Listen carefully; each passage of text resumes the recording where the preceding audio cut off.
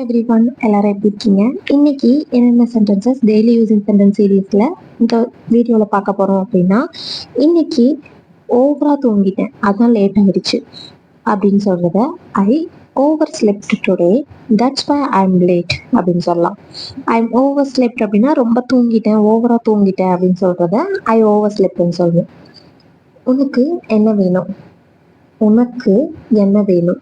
என்ன அப்படிங்கிறத வாட்னு சொல்லலாம். டு யூ வாண்ட் அப்படின்னா உனக்கு வேண்டும். என்ன உனக்கு வேண்டும்? வாட் டு யூ வாண்ட் அப்படின்னு கேட்கலாம். வாட் டு யூ வாண்ட் அப்படின்னா உனக்கு என்ன வேணும் அப்படின்னு கேட்கறது.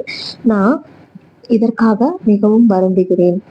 நான் இதற்காக மிகவும் வருந்துகிறேன். I am very sorry about that. I am very sorry அப்படின்னா இப்படி நடந்ததுக்கு மன்னிச்சிடுங்க அந்த மாதிரி சொல்லுவோம் இல்லையா, ஃபீல் பண்ற மாதிரி சொல்றது. நாம் ஏதாவது சாப்பிடலாமா? இப்போ ஒன்னா எங்கேயாச்சும் யாராச்சும் வெளியில போறோம் அப்படின்னா அவங்க கிட்ட கேட்போம், நம்ம ஏதாவது சாப்பிடலாமா அப்படிங்கிறத. Shall we eat something?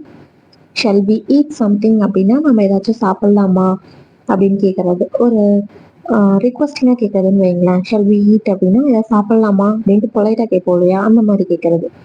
இதோ வர, இதோ வர, ஒரு நிமிஷத்துல வரேன், இப்போ வரேன், கொஞ்ச நேரம் கழிச்சு வரேன், இந்த மாதிரி சொல்றத கம்மிங் இன் எ மினிட், ஒரு நிமிஷத்துல வந்துடுறேன், இதோ இப்போ வந்துடுறேன், ஒரே நிமிஷம் அப்படின்னு சொல்லுவோம் இல்லையா, அதெல்லாம் கம்மிங் இன் அ மினிட் அப்படின்னு சொல்லலாம். கம்மிங் இன் அ மினிட்னா ஒரு நிமிஷத்துல வந்துடுறேன். இன் அ மினிட்னா மினிட் அப்படின்னா 1 மினிட்னு அர்த்தம். யார் இந்த தண்ணி ஊத்துனது? யார் இந்த தண்ணி ஊத்துனது? இல்ல யார் இங்க தண்ணி ஊத்துனது? இந்த மாதிரி கேட்கறத எப்படி கேட்கலாம்? யார் இங்க தண்ணி ஊத்துனது? இல்ல யார் இந்த தண்ணியை ஊத்துனது இங்க அப்படின்னு கேட்கறதெல்லாம் எப்படி கேட்கலாம் அப்படின்னா, who spitted? Spittedனா ஊத்துனது. the water here. who spitted the water here? யார் இங்க தண்ணி ஊத்துனது? who spitted the water here? இது அங்க ஊத்துனது அப்படிங்கறத who spitted the water there அப்படின்னு கேட்கலாம். புரிஞ்சுதுங்களா? நெக்ஸ்ட் சென்டென்ஸ் என்னன்னு பார்க்கலாமா? உனக்கு புரிஞ்சுதா அப்படின்னு கேட்டா எனக்கு நல்லா புரியுது அப்படின்னு சொல்லுவோம் இல்லையா.